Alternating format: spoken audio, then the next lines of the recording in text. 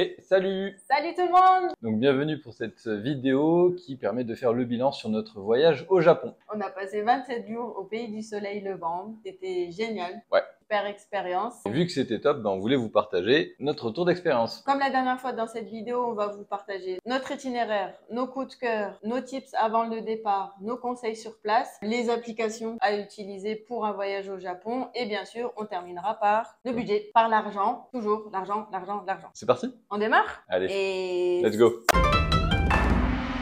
L'itinéraire. Comme on disait, on a passé 27 jours au Japon. On vous affiche l'itinéraire à l'écran. Comment on l'a réfléchi? On l'a pensé pour allier ville, nature, culture. Peinture, confiture. Et peinture et confiture, comme au Vietnam, pareil. Voilà, c'est la même chose. Non, et un peu, on saupoudre d'histoire. Ouais, fait partie de la culture, mais ok. Ouais, non, moi je distingue un peu. Ouais, excuse. Juste parce que t'as fait le musée d'Hiroshima. Oui, non, mais parce que c'est important, parce qu'au final, à part pour ça, tu vois pas pour grand chose, quoi. Sympa pour l'histoire du Japon. Résumé à une bombe, bravo. Bravo madame. Bel esprit. C'est pas ça que je voulais dire. Je m'excuse auprès de tous les Japonais et Japonaises. Donc, côté ville, on va retrouver bien sûr les trois principales, Osaka, Kyoto et Tokyo, la classique. Après, côté nature, nous, ce qu'on a adoré, c'est l'île de Miyajima, bien sûr, le mont Fuji et Koyasan. On retrouve aussi finalement dans le côté culture et tradition, avec Kyoto et Nara aussi. Et bien sûr, côté histoire, on le disait, Hiroshima. L'itinéraire. Donc, on est arrivé à Osaka. On y a passé 5 jours. jours. Après, on a pris le petit Shinkansen et on est allé à Hiroshima. On y a passé un jour. Et après ça, on a pris un petit ferry pour se diriger sur l'île de Miyajima, donc une île sacrée du Japon. Là, on vous dit pas le détail de tout ce qu'on a fait. Hein. Vous allez voir notre vidéo, on vous la met en référence, journal de bord du Japon, etc. Là, vous trouvez tout le détail. Après Miyajima, on est allé à Nara. Ouais, on y a passé 3 jours. Après Nara, on est allé à Koyasan. Donc là, le coup de cœur, donc situé dans les montagnes. Et on y a passé donc une nuit. Une nuit au total. 24 heures. Quoi. 24 heures hors du temps, mais c'était super. Donc après Koyasan, on est allé à Kyoto. On y a passé 5 jours et c'était super. Donc on a beaucoup apprécié cette ville. Et après Kyoto, on a pris la tuture. Donc de là, on est allé vers le mont Fuji, mais avant cela, on a fait une halte à Seki, d'une nuit à Seki. Enfin à Mino plus précisément, donc dans la région de Gifu, au nord de Nagoya. Bon, c'était histoire de couper le trajet en deux. C'était super, une belle découverte parce que du coup ça nous a amené à voir une toute petite ville japonaise, il y avait littéralement 0 touriste. Et donc après on est arrivé... l'arrivée au mont Fuji, je crois que c'est même pas la peine d'en parler. On y a passé 3 jours, c'était incroyable. Voilà. Et après bien sûr on est arrivé à Tokyo, donc, la grande, la majestueuse. Où on a passé 9 jours. 3 jours à Fuji, 9 jours à Tokyo. Honnêtement, voilà. Bon, bref. Le Japon, c'est le jeu. De toute façon, c'était top. Donc, c'est rien qu'on vous dise à chaque fois que c'était top, mais c'était vraiment bien. Donc, sur notre itinéraire, franchement, nous, on a kiffé. Alors, on a kiffé parce qu'on a eu du bol au niveau de la météo. On a eu beau temps tout du long, sauf à Tokyo. Pour rappel, on est parti sur la période de mars. Du 2 mars au 29. Et donc, pourquoi c'était bien? Parce que c'est le renouveau. C'est le début du printemps au Japon. Donc, il y a l'éclosion des cerisiers dans les différentes villes. Donc, l'apogée pour nous, c'était à Tokyo. Notre itinéraire nous convenait parce qu'il alliait des moments, entre guillemets, on bougeait, on avait des déplacements presque tous les jours ou tous les 2 jours, mais on avait aussi des moments de pause. Ça, pour nous, c'est cool parce que ça nous permet vraiment de profiter des endroits. Et c'était le bon compromis entre tout ce qu'on voulait faire, quoi, de la nature et de la culture. De toute façon, nous, on est des gens de nature-culture. Tout toi. Bon, bref, on va pas vous la refaire, vous la connaissez. Bon, Contrairement au Vietnam, on vous le recommande, notre itinéraire. Ouais, c'est clair. Les yeux fermés. En fait, on vous le recommande parce que pour une première découverte du Japon, je trouve que c'est ultra complet. Donc, on vous le conseille les yeux fermés, ce trajet-là. Voilà. Bon, après, il faut avoir 27 jours. Hein, mais... Oui, bien sûr. C'est validé! Pour une fois qu'on valide un truc qu'on fait, faut qu'on soit content. C'est vrai qu'on vous donne les mauvais plans, mais là, on vous donne un vrai bon plan. Ouais, c'est ça. Du coup, on vous le partage avec grand plaisir, avec fierté même. Ah ouais, fierté, vraiment. On passe à la deuxième section, nos coups de cœur. Le premier coup de cœur, c'est la période qu'on a choisie. Le Japon, c'est un grand pays. Il y a effectivement beaucoup de choses naturelles à voir. Et pour le coup, donc, nous, on y est arrivé en mars. Et donc, qui dit mars dit printemps. Et qui dit printemps au Japon dit éclosion des cerisiers. C'était sympa parce que au Japon, le printemps, c'est un marqueur temporel très fort puisque ça représente la nouvelle année, en fait. Donc, eux, leur rentrée, c'est pas en septembre, par exemple, comme nous. ça va être au mois d'avril, si on ne dit pas de bêtises, ce qu'on nous a expliqué. Et donc, l'arrivée du printemps marque la fin de l'année précédente et le Voilà. début de la C'est nouvelle. la sortie de l'hiver et C'est ça. début. Voilà. Et donc, tout le monde était trop content. Ouais. Et les gens sortaient en famille, entre amis, il y avait des événements. Se balader dans les Ils parcs. allaient pique-niquer. Ils allaient tous admirer les fleurs, Ouais. les arbres, etc. Donc, c'était Vraiment vraiment une belle période. Ouais. Autre coup de cœur, les Japonais et les Japonaises. Ouais, on a fait de super rencontres. Ouais, de super rencontres. Genre, Et beaucoup de rencontres. Ouais. Je crois que tous les jours, en fait, on rencontrait des gens, que ce soit dans la rue, dans les restaurants ou dans les auberges ou quoi, ou dans lesquelles on pouvait loger. Et contrairement à une Aux image répandue ou ou aux à ce idées qu'on reçues, quoi. pourrait penser, Mm. c'est des gens très ouverts, très déconneurs. Très drôles, Très drôles. trop gentils, Ouais. qui vous aident, qui vont vous raconter des choses, vous expliquer des choses. Enfin, vraiment, on a passé de super moments. Pour vous dire, surtout, si vous avez l'occasion d'aller vers eux, de discuter avec des Ouais. Japonais, etc., franchement, Allez-y, allez-y. quoi. Et en troisième coup de cœur. Osaka. Osaka, ça a été un coup de cœur. Peut-être parce que c'est la première ville dans laquelle on est arrivé aussi, mais parce que c'est une ville hyper grande, moderne et animée, en fait. Ouais. Il y a beaucoup de choses, mais aussi... On y mange très bien. Ah ouais, déjà, on y mange. Oh, ouais, on a trop bien mangé. Osaka, c'est la ville, genre, il faut aller manger. C'est la cuisine C'est la cantine du Japon. La cantine du Japon. Très, très, très belle ville. Ouais. Deuxième coup de cœur. On a dit troisième, et là, t'es passé au deuxième. Qu'est-ce que tu racontes? Ouais, moi, je régresse. Elle fait n'importe Quatrième. quoi. Quatrième coup de cœur. Alors, Miyajima. Trop bien. Donc, Miyajima, c'est une île qui est au large d'Hiroshima. Mm. Et c'est une île sacrée. C'est sur cette île, notamment, qu'on va retrouver le fameux Tori sur l'eau. Donc, c'est un des sanctuaires les Ouais. plus célèbres du Japon. Mais c'est une île, en fait, qui est apaisante. On vous conseille, effectivement, c'est d'y passer une nuit si vous pouvez. Parce que la nuit tombée, là, il y a tous les touristes qui partent. L'île se vide. L'île se vide et vous avez l'île pour vous tout seul. Et franchement, c'était super. Miyajima, gros coup de cœur. Ouais, de fou. Cinquième coup de cœur. Koyasan. Je pense que c'est pas loin d'être le coup de cœur numéro 1. Je pense que s'il y a une expérience qui nous a marqué, Ouais, c'est Koyasan. c'est clairement celle-ci. Koyasan, c'est une ville qui est située sur le mont Koya. Tetsan, ça veut dire montagne. Ah oui, parce qu'on a appris le japonais. Tout à fait. Et donc, c'est une ville sacrée, un haut lieu du bouddhisme au Japon. Donc, il y a des centaines de temples là-bas et il y a notamment un sanctuaire sacré là-bas où serait entré en méditation éternelle Kobo Daishi, qui est un des grands maîtres bouddhistes japonais. Koyasan, pour nous, justement, ça a été un moyen de comprendre et d'approcher ce culte-là.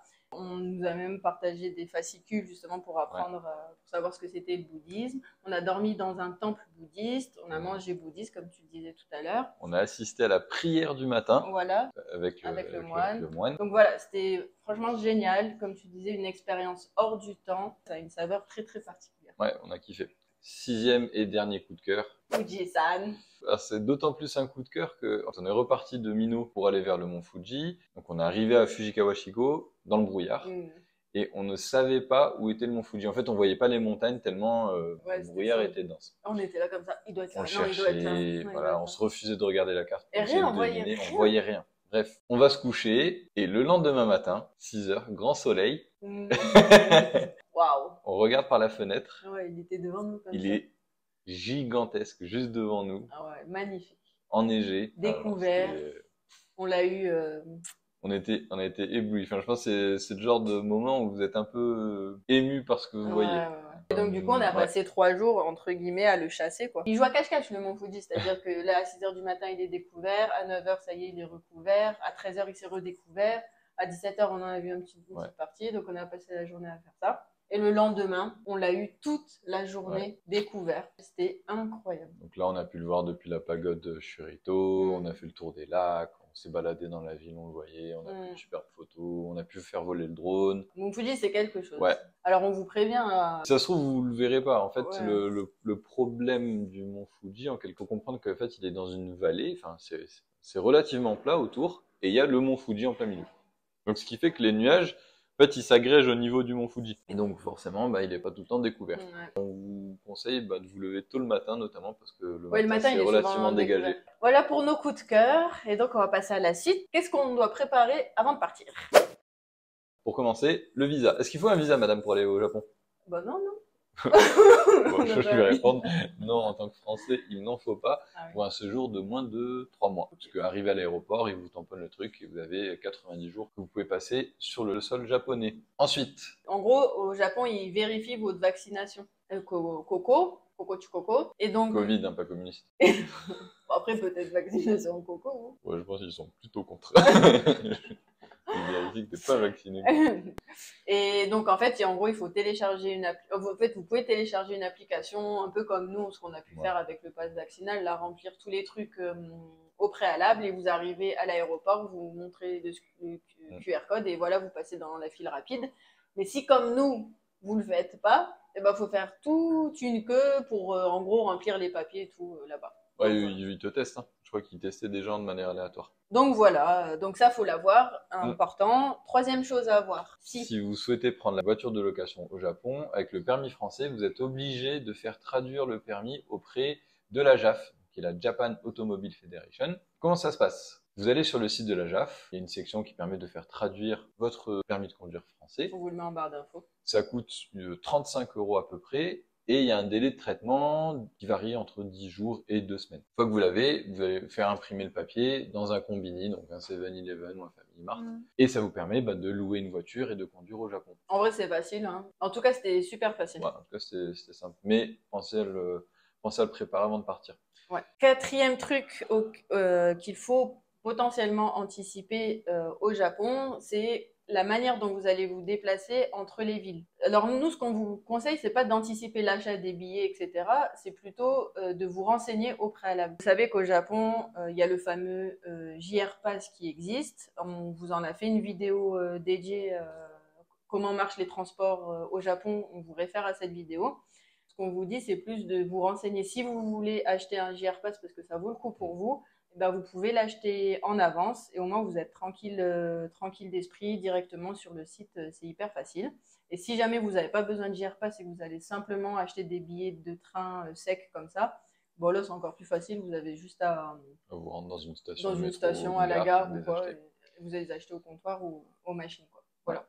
Mais au moins renseignez-vous avant. Et enfin, les cartes SIM. Vous pouvez soit récupérer une carte SIM à l'aéroport ou acheter une e-carte SIM que vous activez directement sur votre téléphone. Mais en tout cas, ça nous a été vachement utile parce que derrière, ça permet d'utiliser les applications que sont par exemple Google Maps ou Google Translate. Et tu as du réseau partout au Japon. Ouais, c'est utile d'avoir Internet en vrai, même pour checker pour les transports, etc., pour traduire des choses, pour vérifier.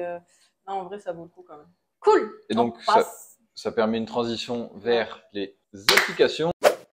Puisqu'au Japon, nous, on a utilisé Google Maps. Tu l'avais expliqué dans la vidéo liée au transport. Vous embêtez pas à utiliser d'autres applications. Ouais, tout ce que vous lisez sur les blogs, la Hyperdia et tout. Utilisez Google Maps, il est ultra fiable, il fait tout, c'est traduit. Vous avez tout en temps réel, les trains, les retards. Bon, il n'y a pas de retard au Japon, mais les trains, les horaires, les prix des tickets. Ouais. Enfin, vous avez vraiment tout. Les différents itinéraires. Voilà. Et même les Japonais utilisent Google Maps. Donc faites au plus simple Google Maps, vous connaissez, vous l'installez, facile. Voilà. Ensuite, Google Trad. Obligé. Hein. On tombe sur des Japonais qui parlent anglais, hein, bien sûr. Mais on a eu le cas plusieurs fois dans des restaurants où les gens ne parlaient pas anglais. Ouais, du coup, ça permet de communiquer, donc ça, c'est classique. Surtout dans les restaurants, comme à Mino, où il n'y avait pas de menu en anglais. Ah oui, alors nous, ce qu'on utilise, c'est ça qu'il faut qu'on vous montre. C'est pas tant la traduction oui, c'est pas mot par mot pour mot. On utilise la photo, en fait. En gros, vous pouvez prendre une photo de ce que vous voulez traduire, d'un menu, par exemple, et Google vous le traduit en temps réel.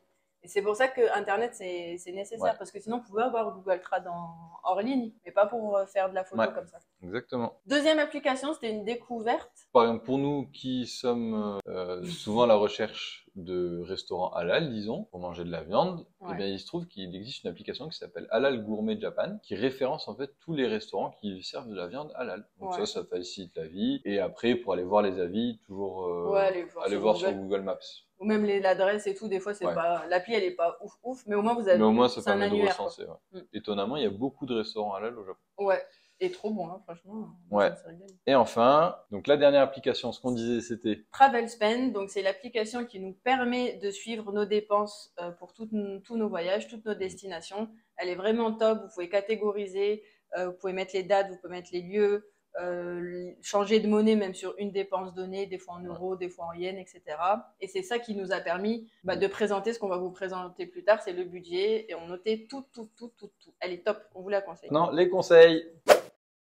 Premier conseil. Prendre le temps. Alors si vous le pouvez, évidemment. Si vous pouvez. En fait, on sait que le Japon, c'est tellement une destination de rêve pour beaucoup d'entre nous. Et c'est souvent une destination où on se dit on n'y retournera peut-être pas, ou c'est le voyage d'une vie, qu'on peut avoir tendance à vouloir faire plein de trucs. Nous, c'est ce qu'on a pu voir sur des durées d'itinéraire plus petites que la nôtre. Et nous, ce qu'on vous conseillerait, ça serait plutôt de réduire. De faire moins. Voilà, de faire moins, mais d'y passer du temps. Ouais. Parce que les destinations, enfin les villes, les lieux que vous allez visiter, c'est des lieux qui méritent d'y consacrer du temps, en fait. C'est tellement riche, il y a tellement de choses à apprendre sur chaque ville, sur chaque temple, potentiellement sur chaque quartier, que si vous vous amusez à rusher, en fait, vous allez rester avec une espèce de goût d'inachevé. Ouais, où vous allez pas... Vous aurez survolé les trucs et je suis pas sûr... Et vous allez vous stresser, vous allez perdre beaucoup de temps dans les transports. En tout cas, nous, on a pris le temps. On avait le temps. On avait le temps, voilà. Mais c'est ce qui nous a permis d'apprécier le truc. Ouais. Après, peut-être qu'il y a des gens qui voyagent différemment, c'est normal. Mais... C'est juste un conseil, si jamais vous êtes un peu dans la même vibe que nous. Si vous avez cette possibilité, franchement, il faut le faire. Voilà. Deuxième conseil. Nous, on arrivait du Vietnam et en arrivant au Japon, on est arrivé dans un autre monde encore. Et donc, pareil, comme on se dit au Vietnam, il faut respecter la façon dont les gens vivent, au Japon, c'est pareil. Alors, ça paraît tout con dit comme ça, mais au Japon, vous allez voir, c'est une société très codifiée. Donc, typiquement, les gens marchent à gauche dans les escalators, les escaliers, etc.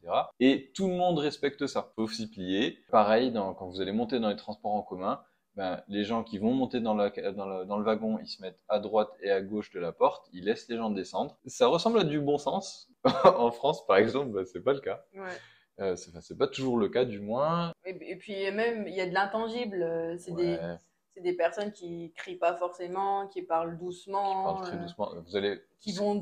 Qui font pas des gestes brusques comme toi. Comme moi. Mais du coup, il faut Non, mais par exemple, profiter, quoi. Je pense qu'il y a un truc qui va vous marquer, si vous avez l'occasion d'y aller, c'est le calme général. Que ce soit dans les transports, en ville, etc. Et c'était encore plus, c'était accentué par le fait que nous, on arrivait du Vietnam, en plus. C'est ultra calme. Et dans les transports en commun, par exemple, les gens dorment. Et genre, c'est pas, il y a une personne qui dort. Ils dorment tous. Ils dorment tous. Mais des fois, même dans leur voiture, on dirait qu'ils dorment en conduisant. C'est trop calme. Donc voilà, vous amusez pas à passer des coups de fil, à parler fort dans les transports en commun, etc. C'est mal vu, en fait, donc c'est pas cool. Voilà. Pas cool pour les autres. Bon, respectez, comme d'hab. Alors, troisième conseil, la communication, le langage.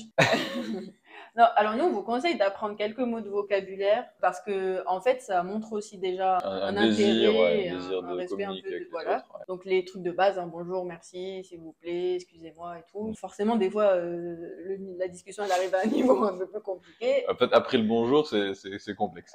Mais... Non, genre, la vie, ça a fait une dinguerie. Moi, j'étais fatiguée, on était dans un resto et tout, j'étais pas concentrée. Et d'un coup, la serveuse, elle est arrivée, c'était une mamie, et il lui a parlé. Genre, il a sorti 3 fois. Ils ont fait une discussion, en fait, de 3-4 phrases. Eh ouais! Et moi, j'étais là, je regardais, je dis, ouais, c'est passé quoi, là?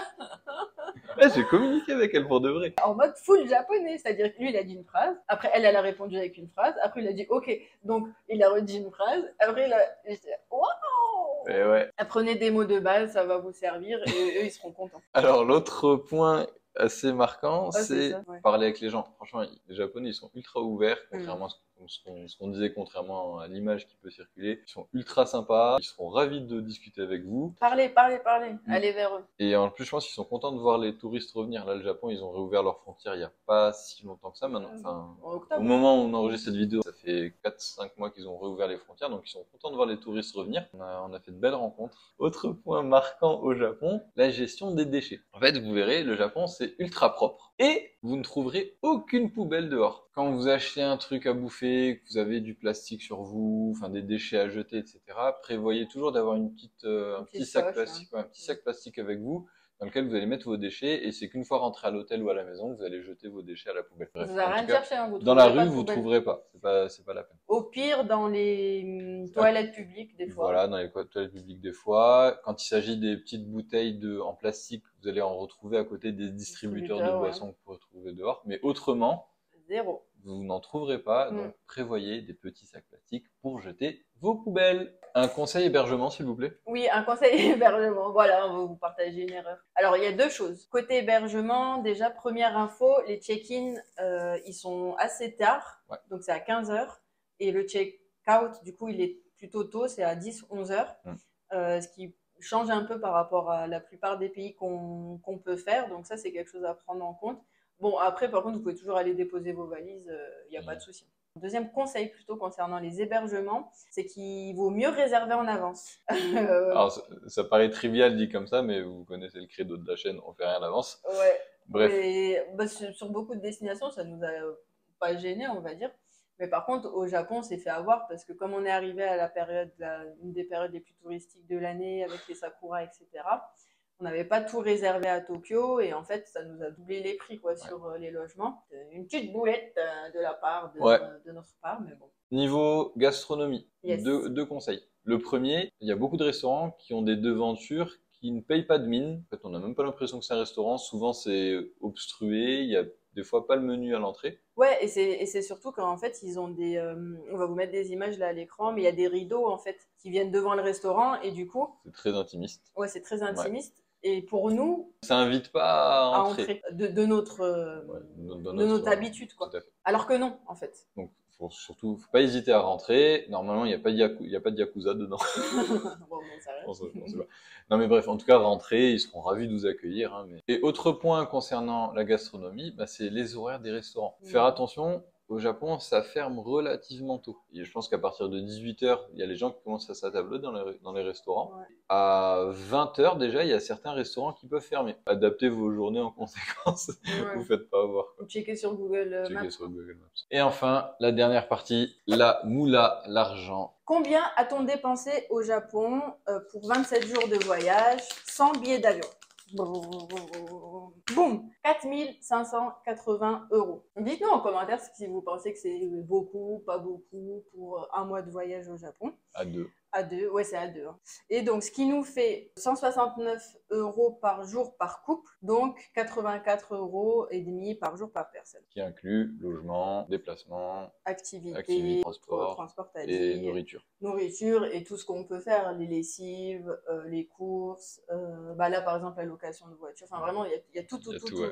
Donc ça c'est le budget total. Après on vous met la répartition par poste. Bien sûr ce qui nous a coûté le plus cher c'est les logements, donc on en a eu pour 1 959 €. Ouais. Pourquoi? Premièrement, ce qui explique ce coût-là, bah, il y a la période. Donc, comme on vous disait, c'était le mois de mars. Donc, c'est une période hyper convoitée au Japon. Les prix sont un peu plus élevés que sur le restant de l'année. Autre point, on s'y est pris un peu tard concernant la réservation de notre semaine à Tokyo. Vraiment tard. Limite, on n'allait pas avoir de logement. Ouais, mais vraiment. Ouais, vraiment. C'est la première fois que ça m'arrive. Ouais. Hein. Mais du coup, franchement, il y a au moins 300-400 € facile qu'on aurait pu économiser si on avait anticipé. Et donc, concernant les logements, il y a un dernier truc, c'est qu'on a fait 2 logements qui étaient chers. Le logement à Koyasan, donc il nous a coûté 200 € la nuit. Pour nous, c'est plus une activité finalement, mais bon, ça rentre dans la catégorie logement. Et ensuite, le logement aussi à Seki qui était cher, à Mino qui était super cher. Ensuite, la nourriture. La nourriture, on en a eu pour... Bon, j'arrondis au-dessus à, on va dire, 1 200 €. Pour vous expliquer, au Japon, vous avez une gamme de prix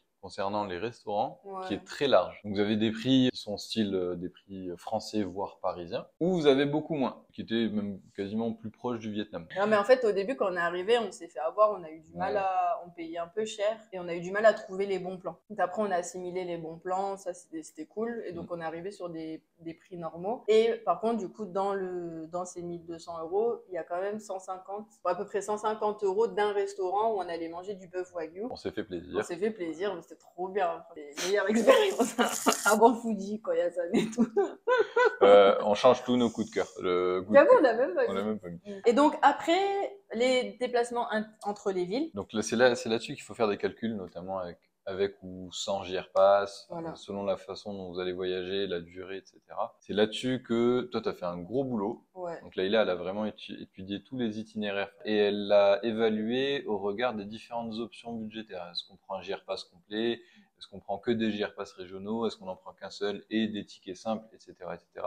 Bah, conclusion, nous, on a seulement pris un JR Pass régional. Sinon, pour tout le reste, c'était que des tickets simples. Et après, on a eu la location de la voiture au milieu. Alors, grosso modo, sur le coût total là, des transports entre les villes, enfin, même si on avait été en train, Ouais, peut-être ça serait pareil. à 50 50 euros € près, près. ça serait pareil. Mais par contre, ça nous a offert une liberté. Donc, on voulait Mhm. vraiment pour cette zone-là. Nous, on a vu des choses, du coup, justement, des villes comme Minot et tout, qu'on Mhm. n'aurait pas du tout vu si on n'avait pas pris la voiture. Et du coup, on s'est aussi là payé une partie de l'expérience, en fait. Ouais, ça fait en quelque sorte partie directement des Ouais, activités. Et pour information, l'essence au Japon n'est pas chère du du tout. tout. On doit être à 1,10 € le litre ou un truc comme ça. 1 euro, ouais, Mm. 1,10 €, je pense pas plus. Bon, voilà. Et après, il y a les activités, transport en commun et compagnie. Transport en commun, finalement, c'est pas cher, hein, parce que pour les 5, Mm. 6 grandes villes qu'on a fait, on a payé 170 pour deux. On a beaucoup marché, mais ça fait partie de la... Voilà, ça, c'est les tips qu'on va vous donner. Ouais. Les activités, 270, mais il y a quand même 100 € du tournoi de sumo. Ouais. Donc, si tu enlèves ça, il reste 170 d'activités. Ouais. Donc, ce qui comprend tout, là, les musées et tout, c'est vraiment très correct. Pour le fun, nous, on a fait un calcul de coût moyen journalier par ville et par personne. Koyasan en top 1, parce que... Oui, c'est normal. mais bon, si on C'est exclut normal. Koyasan et Miyajima, ça reste quand même Tokyo qui est Ouais. largement dessus. On finit la partie budget en vous donnant nos conseils. Premier conseil côté budget. On vous l'a déjà dit, attention à la période. Donc, dépendamment du moment que vous allez partir, ça va être plus ou moins cher. Donc deuxième conseil, comparer les tarifs entre Booking et Agoda. Donc souvent, nous, ce qu'on avait, c'était des meilleurs prix, je pense, sur Agoda. Prenez ce temps-là, parce qu'Agoda, c'est beaucoup utilisé aussi au Japon, donc comparez les deux, quoi. Troisième conseil, faites vos calculs pour ça, pour évaluer vos coûts de déplacement entre les villes. Voilà, on en a déjà parlé. Pour les déplacements dans la ville, Ouais. nous, on avait une stratégie, on favorisait de prendre un logement auprès d'une des zones touristiques qu'on savait qu'on allait visiter. Parce que comme ça, on pouvait faire beaucoup de choses à pied. Et des fois, bien sûr, que dans une ville comme Tokyo, qui est immense, tu es obligé de prendre les transports en commun. Hein. Mais le fait de favoriser une zone, déjà, ça vous fait des économies aussi parce que vous ne prenez pas les transports. Et nous, on marchait beaucoup, hein, en moyenne 15 km par jour, entre 10 et 15 km par jour. Donc, dernier conseil concernant les moyens de paiement. Alors, si vous avez une carte bleue qui vous permet de payer à l'étranger sans frais, c'est intéressant. Sinon, quand vous arrivez sur place, vous retirez en espèces. Ils prennent les espèces genre partout. Les lieux où le retrait coûte le moins cher, c'est souvent les distributeurs qu'il y a dans les 7-Eleven ou les Family Mart. Et enfin, vous verrez certainement sur beaucoup de blogs qui vous conseillent de prendre des cartes de paiement, les IC, donc les Icoca, Pasmo, Suica, etc. En fait, c'est des cartes de paiement électroniques que vous rechargez dans un métro. Vous mettez de l'argent dessus, ça vous permet de payer les tickets de transport, ça vous permet de payer en caisse, etc. Honnêtement, on avait l'impression que c'était nécessaire avant d'y aller. Et au final... En fait, c'est pas nécessaire. Ça vous permet juste de gagner du temps partout où vous allez payer. À chaque fois qu'on prenait le métro, on allait à la machine, prendre notre petit ticket, on mettait nos pièces. Voilà, bon, c'est sûr, tu perds 5 minutes, mais bon, tu t'en fous. On s'en fiche. Voilà, donc c'est pas nécessaire, c'est pas obligatoire. Mis à part certaines cartes, prendre la Pasmo Touriste, c'est pareil, c'est une carte de paiement, qui vous offre des réductions sur un certain nombre d'activités, sur des musées, etc. Donc, là, à vous de faire ce calcul-là, mais en tout cas pour nous, c'était bon, nous, on l'a pas pris. On a fait ça, on s'en est très bien sorti. Ça nous a pas posé de problème. Après, on a peut-être justement pas eu de réduction. Ouais. On a pu économiser 2000 €. Voilà. Bon, bah, n'écoutez pas ce qu'on vous dit.